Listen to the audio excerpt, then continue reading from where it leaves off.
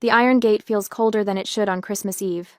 I stand here in the freezing rain, my fingers wrapped around the bars like a child pressing her face against a candy store window. Except I'm not looking at something sweet. I'm looking at the place that was supposed to be home, watching the warm golden light spill from every window of the Greenwich estate while my breath fogs in the December air. My hand reaches for the door handle of my Subaru. 10 years old, dented on the passenger side from that time I clipped a mailbox during a snowstorm. But I paid for it? I stammer, reaching for the metal. Every payment. For 5 years. Preston's hand shoots through the bars and snatches the keys before I can close my fingers around them. Paid through the corporate leasing structure using pre-tax bonuses. His voice is flat, businesslike, the same tone he uses when firing employees. Technically, you signed over the title to the holding company 3 years ago for tax efficiency. Remember? You no longer work for us. You don't get the perks. He turns his back. Just turns and walks away, my keys jingling in his palm like loose change. The sound fades as he climbs the front steps, and I'm left gripping my small suitcase, watching him disappear into the house without a backward glance. I should move. I know I should move. But some stupid part of me is still waiting for him to come back. 1 hour ago, I walked through those gates thinking I'd sleep in my old room tonight. Thinking maybe Christmas morning would feel normal, or at least familiar. I'd lost my PR job 3 days before the holiday when the company merged and my entire department got sliced away like fat from a roast. The severance was enough for 2 months' rent somewhere, maybe 3 if I was careful, but I needed time to figure out where that somewhere would be. I thought I had time. Instead, I walked into Kinsley's engagement party. Crystal chandeliers. A string quartet. 200 people in cocktail attire watching my baby sister show off her ring under soft romantic lighting, while I stood there in my work clothes, still damp from the subway. Preston tapped his champagne glass for silence right there in the foyer. He announced that the family trust, all $55 million of it, had been transferred entirely to Kinsley. Not split, not held for later, transferred. Final. Miranda has demonstrated a consistent pattern of professional failure, he said, his voice carrying across the marble floors. This family rewards success, not mediocrity. I begged. God, I hate remembering this part, but I begged. I asked if I could just stay for a few weeks, through the holidays, until I found a new position. I promised I'd be quiet, stay out of the way, help with anything they needed. Genevieve set down her wine glass with a sharp click. You're a burden, Miranda. We're not running a charity for failed adults. You need to leave. Tonight. The party went silent. 200 people watching me stand there with my purse still on my shoulder and my face burning. I left through the side door, grabbed the suitcase I'd packed that morning, the one I thought I'd unpack into my childhood dresser. Then, I walked to the front gate like an obedient daughter, because some habits break hard. That's where I am now, shivering. My wool coat soaking through at the shoulders where the rain finds every weak seam. The cold creeps down my spine in slow rivulets. I realized something then, standing at this gate in the dark. This is my fatal flaw. This moment right here. I'm still waiting for them to turn back. 5 minutes pass, maybe 10. I lose track because my phone battery dies in my pocket, killed by the cold. The house lights turn off one by one. First the ballroom, then the dining room, then the upstairs bedrooms, winking out like stars at dawn. My mother's room goes dark last. I imagine her pulling the curtains closed, smoothing the duvet, settling into bed without a single thought of her daughter standing outside in sub-freezing rain. My finger hovers over the intercom button. I could buzz, could ask for just a blanket, a taxi, something. But the thought of hearing my father's voice crackle through that speaker, the satisfaction in his tone when he says no, makes my stomach twist. I grip the handle of my suitcase instead. The metal is so cold it burns. I feel it through my gloves, through my skin, straight down to the bone, but I hold on. I turn away from the gate, away from the house. Away from every Christmas morning and summer barbecue and graduation photo that happened behind those walls. Portchester is 3 miles east. I know because I used to drive past it on my way to the train station, back when I had a car, back when I had a job, back when I had a family. I start walking into the dark. The freezing rain turns the road into a black mirror reflecting nothing. My suitcase wheels catch on every crack in the pavement. Behind me, the estate disappears around a bend in the road, and I don't look back. Not once, because if I look back now, I might stand at that gate forever, waiting for someone who will never come. Portchester sits 3 miles from Greenwich, but the distance feels like crossing into another country. My feet have gone numb somewhere around mile 2. The freezing rain needles my face, and every step sends a jolt of pain through my ankles where my flats have rubbed the skin raw. The suitcase wheels keep jamming on chunks of ice, forcing me to drag it like I'm hauling a corpse. I pass a Motel 6 just after midnight. The neon sign flickers red and white, promising vacancy, and I think maybe this is where my luck turns. I still have the emergency credit card tucked in my wallet. The one Preston gave me years ago for true emergencies only. Getting locked out of your family home on Christmas Eve in sub-freezing temperatures seems to qualify. The night clerk looks half asleep behind bulletproof glass. He slides the card reader through the slot without making eye contact, and I watch the machine process for what feels like an hour. Then it beeps. Declined. Try again? My voice cracks. He swipes it twice more. Same result. Says here the card was reported stolen. He peers at his screen, then at me, his expression shifting to suspicion. About 20 minutes ago. 20 minutes. That would have been right after Preston took my car keys, right after he walked back into the house and closed the door. My father called in a fraud report while I was walking in the rain. I leave without another word. What would I say? The clerk is already reaching for his phone, probably deciding whether to call the police about the soggy woman trying to use a stolen credit card. The bus stop on the edge of town offers the only shelter I can find. 3 walls of scratched plexiglass and a metal bench. I collapse onto it and feel the cold seep through my wet coat into my bones. My teeth chatter so hard I taste blood where I've bitten my cheek. That's when I hear the whimpering. A dog, maybe 40 pounds, tied to the post with a length of frayed rope. Its fur is matted and soaked through, and it's shaking worse than I am. Someone abandoned it here, just tied it up and left, the same way my family left me at the gate. I dig through my purse and find half a stale sandwich from 2 days ago. Turkey and Swiss on wheat bread, wrapped in wax paper.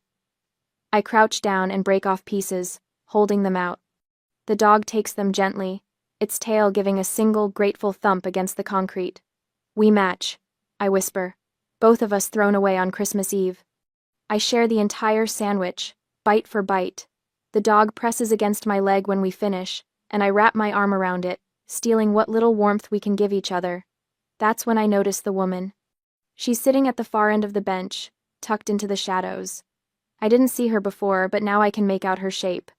Elderly, maybe 70, wearing a thin house dress and wet bedroom slippers that have no business being outside. Her gray hair hangs in strings around her face. Cold night, she says. Her voice rattles like loose change in a tin can. The worst. I pull my coat tighter, but it's useless. The wool is completely soaked. Nice coat. She's shivering violently. Warm? It was warm. 3 hours ago, it was warm. I look at her slippers, at the house dress clinging to her thin frame, at the way her lips have gone blue at the edges. I stand up and shrug off the coat. It's the only thing of value I have left, the only barrier between me and hypothermia. Here. I drape it over her shoulders. She stares at me like I've just handed her $1 million. You'll freeze. You'll freeze faster. I sit back down in just my blouse and slacks, and the cold hits like a physical blow. The wind cuts through the wet fabric, and I start shaking so hard my vision blurs. But watching the old woman pull my coat tight around herself, seeing some color return to her face, makes the cold feel a little less like dying. 10 minutes pass, maybe 15. I'm starting to drift into that dangerous, sleepy feeling when headlights cut through the rain. Black SUVs, 3 of them, moving in formation like a presidential motorcade. They pull up to the bus stop with military precision, and a man in a dark suit steps out holding an umbrella. Miss Morris? His voice is Irish, clipped. I'm Declan O'Connor. Miss Vance would like a word. The elderly woman stands up. She's not shaking anymore. She removes my coat, and underneath she's wearing a perfectly dry cashmere sweater. The wet slippers are gone, replaced by leather boots that appeared from nowhere. Adelaide Vance. She extends her hand like we're meeting at a country club instead of a bus stop where I just gave away my last possession. You passed. No. My brain can't process what's happening. Passed what? The test. She gestures to Declan, who escorts me toward the middle SUV. I have a talent for finding people who choose freezing over watching someone else suffer. She pauses at the door of the SUV, glancing toward the empty road leading back to Greenwich. My security team has been tracking your father's movements all night. We knew he'd kicked you out. I wanted to see if you'd break or if you'd survive. Sitting on that bench was uncomfortable, but necessary to see your true character close up. The car's heated interior feels like stepping into heaven. Someone wraps a blanket around my shoulders, and Adelaide settles across from me, now looking every inch the billionaire she apparently is. Declan hands me a folder. Your credit report, Miss Morris. I open it with shaking hands and find my signature on a loan guarantee. $500,000 to Morris Holdings LLC. The date is 3 days ago. I never signed this. No, Adelaide says. Your father forged it. He needed a personal guarantor for a commercial loan that was already underwater.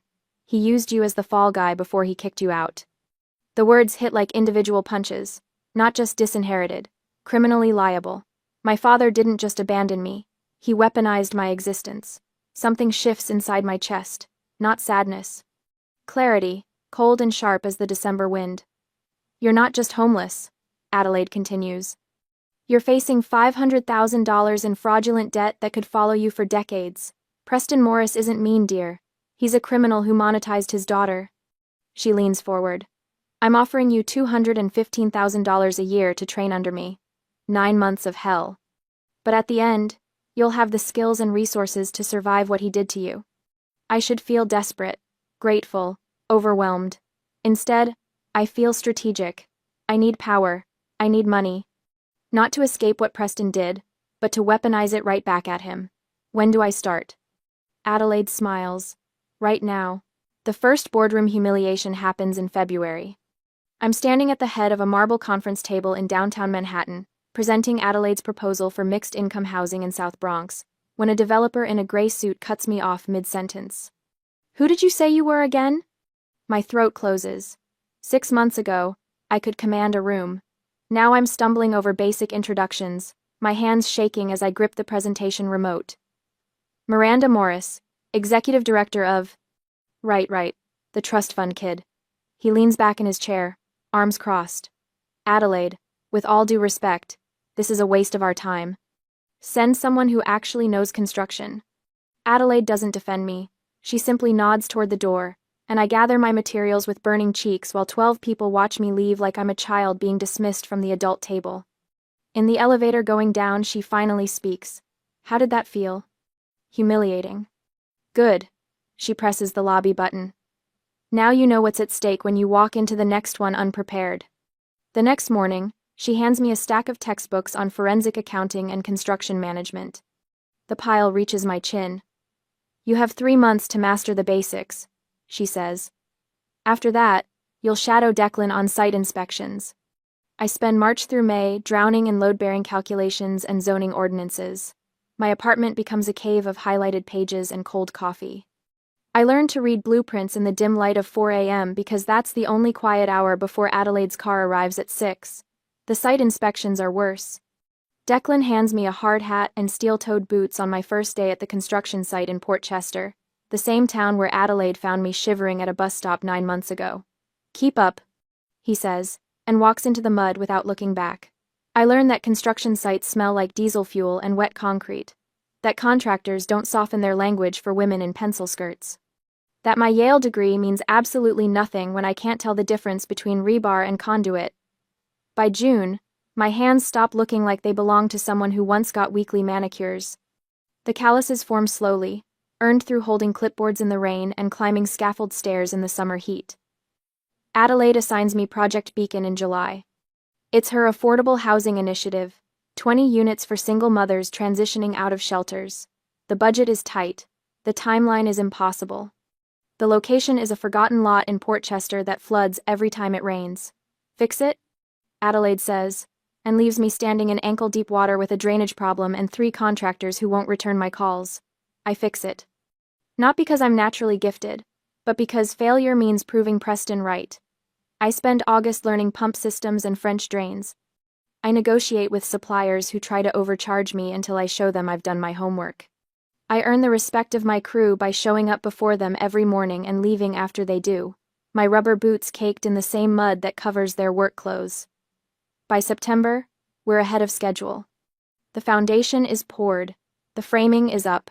I stand in what will someday be someone's kitchen and feel something unfamiliar. Pride, maybe, or just relief that I haven't failed yet. That's when Kinsley finds me. I'm inspecting the electrical rough-in on a Thursday afternoon when I hear the click of heels on plywood. She picks her way across the construction site like she's navigating a minefield, her phone already out and recording. Miranda? Her voice has that artificial sweetness she uses before drawing blood. Oh my God, is that really you? I'm wearing muddy jeans and a flannel shirt.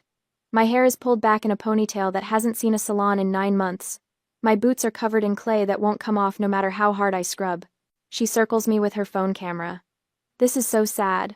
My sister used to work in PR, and now she's literally digging ditches. She zooms in on my boots. The Morris legacy, everyone. How embarrassing. I should say something sharp, should defend myself, but the old instinct kicks in, the one that kept me silent through years of her casual cruelty, and I just stand there while she gets her footage. She posts it before she even leaves the site. By the time I'm back in my truck, my phone is exploding with notifications. The post has already been shared 200 times among Greenwich social circles. The comments roll in like punches. She really fell from grace. Imagine losing everything and ending up here. This is what happens when you disappoint your family. I sit in the truck with mud tracked across the floor mats and feel the shame creep up my neck like a rash. This is exactly what Preston predicted, that I'd fail, that I'd embarrass the family name, that I was always meant to be discarded. My phone rings. Adelaide. I saw the post, she says. I'm sorry. I'll figure out how to... Come to my office. Now. I drive to Manhattan expecting to be fired. Instead, Adelaide is sitting at her desk with Declan, both of them studying Kinsley's Instagram on a laptop screen. This is actually perfect, Adelaide says. I must look confused because Declan smirks. You're a PR executive, Miranda. So do PR. They're right. I spent 5 years crafting narratives for corporate clients. I know how to spin a story. More importantly, I know exactly how to make Kinsley look like the villain she actually is. I spend that evening filming a response video. Not in my apartment where the lighting is soft and forgiving, but back at the construction site, standing in the same mud where Kinsley ambushed me. My boots are still dirty, my flannel is still wrinkled, but my voice is steady. My sister is right. I'm not in PR anymore. I'm building affordable housing for single mothers, 20 families who need a safe place to raise their children. I turn the camera to show the framed building behind me. This is Project Beacon. If you think helping people is embarrassing, then yes, I'm deeply embarrassed. But if you think building something that matters is worth your time, we're accepting donations. I posted at 11 p.m. By morning, the tide has turned completely. The comments flood in, but they're different now. People are calling Kinsley elitist, shallow, out of touch. Someone creates a side-by-side comparison of her designer handbag collection and my mud-covered boots with the caption, "Guess which Morris sister is actually working?" The donation page for Project Beacon crashes from traffic. We raise $40,000 in 3 days. Adelaide finds me on site the following Monday. You see it now, don't you? See what? That her opinion has no power unless you give it power. She's right. For the first time since that Christmas Eve, I realize I'm not waiting for my family's approval anymore. I have Adelaide. I have Declan. I have a crew of contractors who respect me because I earned it, not because my last name used to mean something. I have 20 future tenants whose children will grow up in homes I helped build. Kinsley's post was supposed to destroy me. Instead, it just proved how far I've already come. I'm finishing my site inspection that afternoon when Declan pulls me aside near the construction trailer. His expression is dark. We need to talk about your father. He hands me his tablet. On the screen is a security photo from a Manhattan restaurant, grainy but clear enough. Preston sitting across from a man in an expensive suit, Julian Thorne. I recognize him from the financial news, though his company has a dozen different names depending on which article you read. Quantum Energy Tech is the current one. Thorne's fund is under federal investigation, Declan says quietly. Your father is trying to clear his debts with a miracle investment. I look at the photo again. Preston is leaning forward, Eager. Desperate. The same expression he had when he snatched my keys through the gate, like he's entitled to take whatever he needs to save himself. I hand the tablet back to Declan, and something cold settles in my chest.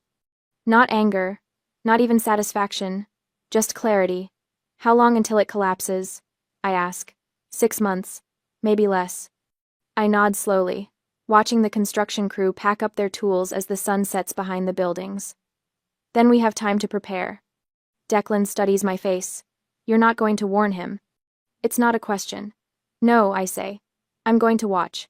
That day at Adelaide's office, Declan slides the manila folder across Adelaide's mahogany desk like he's dealing cards at a poker table.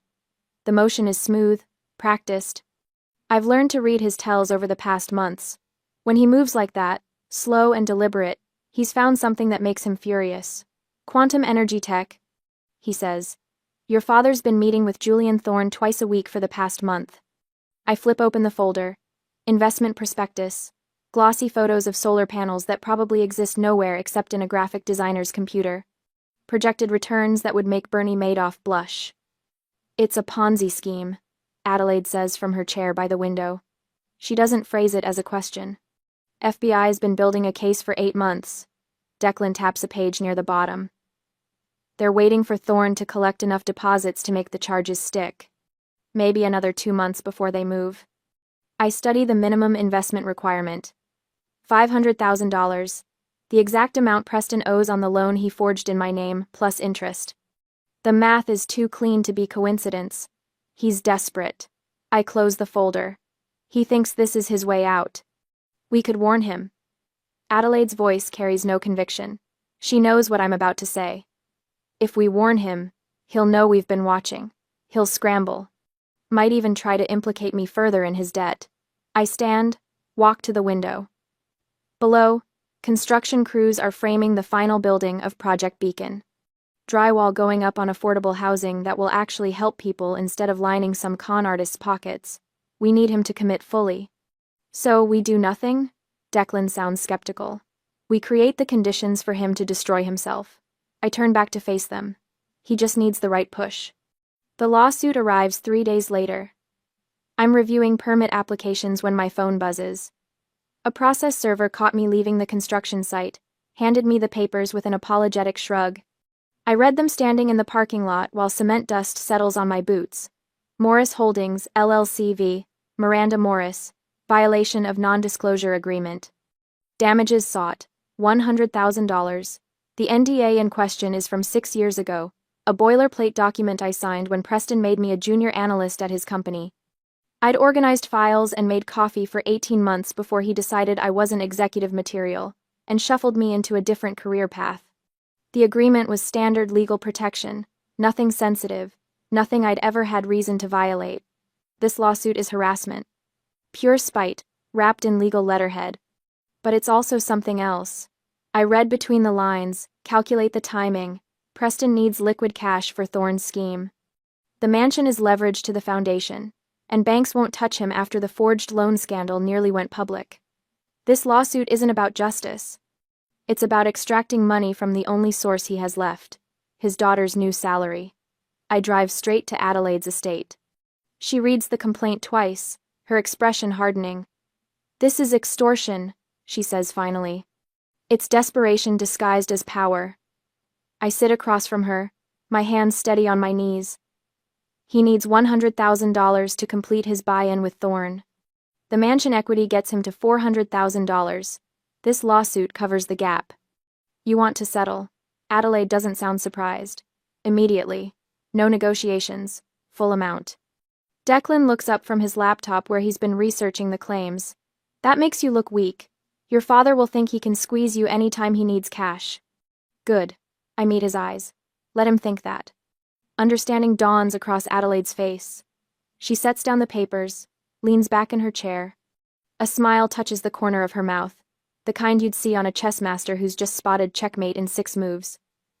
You're handing him the rope, she says. I'm handing him exactly enough rope. I pull out my phone, start drafting an email to my lawyer. He thinks I'm paying because I'm terrified, because I know my place. But what I'm really doing is ensuring he has no excuse not to invest every penny he can scrape together. The settlement conference happens in a gray corporate office that smells like old carpet and desperate attorneys. Preston arrives with Genevieve and their lawyer, a tired man who looks like he's regretting his retainer agreement. They're dressed for battle. Preston in his power suit, Genevieve in pearls that probably cost more than my monthly rent used to. I wear mud-stained work pants and a Project Beacon polo shirt. Came straight from the construction site without changing. The contrast is deliberate. Preston's lawyer starts with the usual posturing. Violation of trust, damage to company reputation, the sanctity of binding agreements. I let him talk for exactly 4 minutes before I interrupt. We'll pay the full amount. Today. The room goes silent. Preston's lawyer blinks twice, like he's misheard. You're not going to negotiate? Preston sounds almost disappointed. He'd been gearing up for a fight, probably had a whole speech prepared about family loyalty and respect.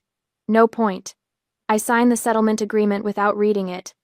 My own lawyer shifts uncomfortably beside me, but he's been briefed. He knows this is strategy, not surrender. Transfer the funds this afternoon. I stand to leave. Genevieve is staring at me with something between confusion and contempt. She'd expected tears, maybe begging. Instead, I'm checking my phone for messages from the site foreman. Smart choice, Miranda. Preston's voice follows me to the door. Maybe you're finally learning how the world works. I pause, turn back, let myself look directly at him for the first time since we sat down. My expression is calm, neutral. The face I've practiced in the mirror for situations exactly like this. Sometimes the best move is no move at all, I say. His brow furrows slightly. He doesn't understand. That's fine. He will. Back in my car, I sit in the parking garage for a full minute before starting the engine. My hands aren't shaking. My breathing is steady. 10 months ago, I would have been crying right now, devastated by their contempt, crushed by this public humiliation. Instead, I feel nothing but cold clarity. I text Declan. It's done. Money transfers in 3 hours. His response comes immediately. Thorne's office confirmed Preston has an appointment tomorrow morning. Wire transfer scheduled for tomorrow afternoon. I allow myself a small smile. The pieces are moving exactly as predicted. Preston gets his settlement money by dinner. Combines it with the high-interest hard money loan he took against the mansion last week. The one with the immediate foreclosure clause buried in Section 14 of the contract. Declan found that detail yesterday, highlighted it in yellow. By tomorrow night, Preston will have dumped everything into Julian Thorne's investment fund. Everything. The house, the settlement, probably Genevieve's jewelry, if he can liquidate it fast enough, and in about 8 weeks, the FBI will freeze every asset Thorne controls. I pull out of the parking garage into afternoon traffic. My phone buzzes with a text from Kinsley, posted to her Instagram story 10 minutes ago. Sister paid up without a fight. Guess she finally knows her place. Some people are born leaders, others are born followers. Family hierarchy. Know your worth. The post already has 3,000 likes. Comments flooding in from Greenwich Society, people I used to know. They think they're watching my humiliation. They have no idea they're watching me hand my father the shovel he'll use to bury himself. I just handed them the shovel. All of them. And they're so eager to start digging they can't see the ground crumbling beneath their feet. The trap is armed. Now I just wait for it to spring. The call comes on a Tuesday morning in late November, a month after I handed Preston that settlement check. I'm reviewing architectural plans for Project Beacon's second phase when my assistant knocks. Miss Morris, your family is in the lobby. They don't have an appointment. I glance at Declan, who's leaning against my office doorframe. His expression doesn't change, but I catch the slight lift of his eyebrow. We both know what this means. The FBI raided quantum energy tech this morning, he says quietly. Confirmed Ponzi scheme. Assets frozen. There it is, the trap, sprung exactly as predicted. Send them up, I tell my assistant. I don't stand when they enter. That's the first thing Preston notices. I can see it register on his face, the shock that I'm not jumping to greet him, not offering coffee, not smoothing over the awkwardness with nervous chatter like I used to. They look terrible. Preston's shirt is wrinkled, missing a button at the collar. Genevieve's makeup is smeared under her eyes. Kinsley's hair, usually flat-ironed to perfection, hangs limp and unwashed. Miranda. Preston's voice cracks on my name. We need to talk. Family business. I gesture to the chairs across from my desk. They sit. I wait. There's been a misunderstanding with an investment. Preston starts. His hands shake as he grips the armrests. A temporary liquidity issue. The hard money loan on the house has an acceleration clause, and we need bridge financing. $3,500,000. Just for 30 days until we can restructure. I let the silence stretch. 5 seconds. 10. Preston's jaw tightens. We're family, Genevieve adds. Her voice is thin, reedy. You have resources now. Adelaide Vance's resources. Surely the foundation can. The Vance Foundation, I interrupt, is a charitable organization with a fiduciary duty to serve its mission. I cannot authorize personal loans to family members using donor funds. Don't give me that corporate double talk, Preston snaps. Some of his old authority surfaces, that edge in his voice that used to make me flinch. You're the incoming CEO. You have discretion. You could help us if you wanted to. Could I? I lean back in my chair. Walk me through the math, Dad. You took the $100,000 from our settlement and invested it with Julian Thorne. You also took out a hard money loan against the Greenwich house. What was the interest rate on that loan? His face goes pale. 18%, I continue, with an immediate foreclosure clause upon default. You put everything into quantum energy tech. And now the FBI has frozen those assets because Thorne was running a Ponzi scheme. How much of the house payment did you miss? We can fix this, Genevieve whispers. We just need time. You thought I settled that lawsuit because I was weak. I keep my voice level, almost gentle. You thought I paid you that money because I was terrified of you. Because I knew my place. Kinsley's head snaps up. You did know your place. You paid up like... I gave you exactly enough rope to hang yourselves. The words come out flat, factual. I knew you needed liquid cash for Thorne's scheme. The minimum buy-in was $100,000. You'd already leveraged everything else. I didn't push you off the cliff, Dad. I just stepped out of the way while you ran toward it. Preston surges to his feet. You set us up. You knew it was a scam. I suspected it was a scam. You're the one who did zero due diligence. You're the one who signed mortgage documents with predatory terms. You made every choice here. This is extortion, Preston shouts. You manipulated us into... Into what? Making a bad investment? Taking out a risky loan? I didn't forge your signature on anything. The last word lands with weight. We both know what I'm referencing. I didn't commit fraud. I just gave you money and watched you destroy yourselves with it. Genevieve is crying now, mascara streaming down her cheeks. Please. We'll lose everything. The house is all we have. You have each other, I say. Isn't that what you told me? Family helps family? Kinsley pulls out her phone, hands trembling. Her eyes are darting around the room, manic. She looks like a trapped animal trying to find a way out, thinking if she can just control the narrative before the FBI press release hits the evening news, she can save herself. I'm going live right now. She threatens, her thumb hovering over the app. I'm telling everyone what you're doing. Everyone will know you let your own family become homeless. Go ahead. I nod toward her phone. She fumbles with the screen, props it against a stack of files. The red light blinks on. Hey guys, so I'm here in my sister's office. Kinsley starts, her voice shaking. She's the new CEO of this huge foundation, and she's refusing to help our family even though we're about to lose our house. She has millions of dollars and she won't. Declan steps forward and places a manila folder on my desk. I open it, though I already know what's inside. Screenshots. Dozens of them. Kinsley's old Instagram posts about me. The construction site photo. Comments calling me pathetic, a failure, an embarrassment to the Morris name. And behind those, more screenshots. Direct messages from Kinsley to her friends, laughing about how they'd bled Miranda dry with the lawsuit. How stupid I'd been to pay up so easily. Your followers might be interested in some context. I say quietly. About how you spent the last year mocking me online. About how that settlement you celebrated was intended to fund a Ponzi scheme. Kinsley's face goes white. She grabs for her phone, but the damage is done. The live stream is already filling with comments. I can see them scrolling past on her screen before she kills the feed. Preston tries one last time. He doesn't shout now. His voice is small, broken. You're my daughter. I was your daughter. I correct. Christmas Eve, Outside the gate. That's when I stopped. We made mistakes, Genevieve whispers. Parents make mistakes. You didn't make a mistake. You made a choice. You chose Kinsley. You chose the money. You chose to lock me out in freezing rain after forging my name on a loan document. Those weren't mistakes, those were decisions. The silence that follows is thick and heavy. Preston's shoulders sag. All that arrogance, that absolute certainty that he was entitled to my help, crumbles into something pathetic and desperate. The foreclosure proceedings start in 72 hours, Declan says from the doorway. You should consult with a bankruptcy attorney. They leave without another word. Preston can't even look at me. Genevieve stumbles, and Kinsley has to steady her. Through my office window, I watch them cross the parking lot to a dented sedan, nothing like the Mercedes they used to drive. Within hours, Kinsley's Instagram explodes. Not with sympathy.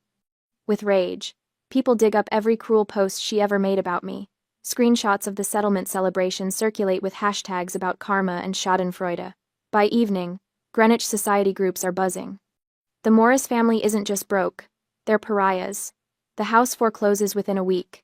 I don't attend the auction. Declan sends me a photo, though. The estate I grew up in, empty and dark, with a bank seizure notice on the door. They scatter after that. Different cheap apartments in different towns. Kinsley moves in with a friend from college. Preston and Genevieve rent a one-bedroom in Stamford, sleeping on a pull-out sofa because they can't afford furniture. I feel nothing when I hear these details. Not satisfaction, not guilt. Just a vast, clean emptiness where my family used to live inside my chest. The ballroom doors of the new Vance Foundation headquarters slide open with a whisper, revealing 200 guests in evening wear. Project Beacon's grand opening. Christmas Eve. Exactly 1 year since I stood outside those iron gates with nothing but a suitcase and frozen fingers. I smooth the charcoal silk of my dress, feeling the weight of Adelaide's emerald pendant at my throat. It belonged to her mother. She clasped it around my neck an hour ago without ceremony, just a brief squeeze of my shoulder that said more than words could. You've done something remarkable here, she says now, standing beside me as we survey the crowd. 76 years old and sharper than anyone half her age. 40 families housed, employment programs running, and you managed it under budget. Through the floor-to-ceiling windows, I can see the completed housing complex. Lights glowing in every unit, families unpacking boxes, children running through hallways. The single mothers I worked alongside for 9 months, the ones who taught me that dignity isn't inherited, it's built with your own hands in the mud. Declan appears at my elbow, his expression carefully neutral. We have a situation at the entrance. I know before he says it. Some part of me has been waiting for this all night. The Morris family attempted to enter without invitations. They're claiming they're here to network with potential donors. His mouth tightens. Your father is wearing a suit that's seen better days. Your mother keeps adjusting her coat. Your sister is filming the whole thing. And I informed them they're on the permanent exclusion list. He hands me 3 vouchers, the paper crisp between my fingers. I offered them these. Soup kitchen, 3 blocks south. Open until 10. The only help Miss Morris is willing to offer. I take the vouchers, feeling their weight. Not much, just enough. Adelaide touches my arm. You don't have to see them. But I do. Some part of me needs to look through that glass one final time. I walk to the mezzanine overlook. The floor-to-ceiling glass wall offers a perfect, silent view of the circular drive below, separating the warmth of the gala from the freezing night outside. Preston stands under the portico lights, his shoulders hunched against the cold. Genevieve clutches her purse like it might fly away. Kinsley holds her phone at arm's length, trying to get the building in frame, probably preparing some post about being wrongfully excluded. They look small from up here, ordinary. Just 3 people who made bad choices and are living with the consequences. Preston sees me. He looks up, locking eyes with me through the thick, soundproof glass. His face shifts, and he pushes forward, but Declan steps smoothly into his path. I watch my father's mouth move, see him gesture emphatically. Then he points up at me, and his expression crumbles into something that might be desperation or might be rage. Hard to tell from this distance. His lips form words I can read even through the glass. Your mother would want. I don't turn away dramatically. I simply step back from the window, letting the heavy velvet curtains obscure his view of me. I turn toward the warmth and light, and 200 people who chose to show up tonight because they believe in what we've built. Through the glass, I catch one last glimpse of Declan handing Preston the vouchers. I see my father crumple them in his fist.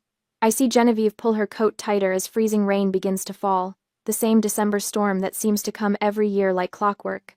They turn away into the cold night. Into the dark, into whatever comes next for people who mistake their children for ATM machines. I don't feel anger, don't feel satisfaction, don't feel much of anything except the pleasant weight of Adelaide's necklace and the warmth of the room at my back. Miss Morris? One of the Project Beacon mothers approaches with her daughter, a gap-toothed 6-year-old in a velvet dress. We wanted to thank you. Maya starts at her new school in January. I kneel down to the girl's level. This child who will grow up in a warm home because 40 people decided to build something better. You're going to do amazing things. Later, after the speeches and champagne toasts, I stand alone on the balcony with my glass.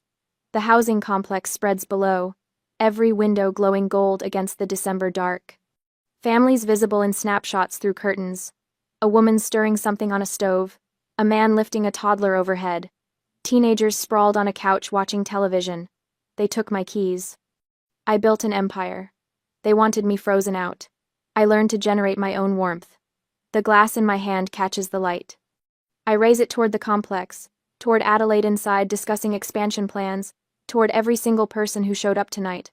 Toward myself, standing here on solid ground I built with my own bleeding hands.